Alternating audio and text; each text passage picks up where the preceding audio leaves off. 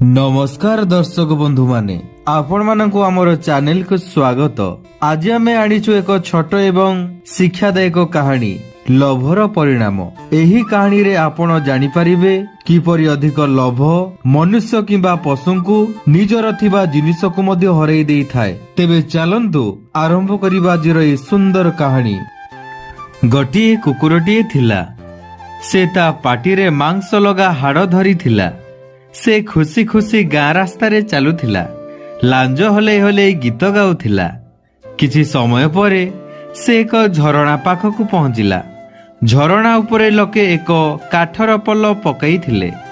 कुकुरटी सेई पल्ल उपरे चाली झरणा पार हेउथिला। सेतेबेले सूर्य खूब तेज थिला। तार छाया पानी रे पड़िथिला। कुकुरटी पानी को देखिला। से भाबिला पानी रे आउ गोटे कुकुर अछि। सेई कुकुरर पाटी रे मध्य मांस लगा हाड़ अछि। एहा देखि कुकुरटीर लोभ आसीगला। से भाबिला एहाको मध्य मु नेई खाइबी। हठात से भ भ कई भुकिला। भुकुथिबा समय रे ता पाटी खलीगला। ता पाटीर मांस पानी रे खसी पड़िला। मांसटी पानी सहित भासी गला। शेषरे कुकुरटी किछि मध्य पाइला नाही। लोभरे से निजर थिबा मांस को मध्य हरैला।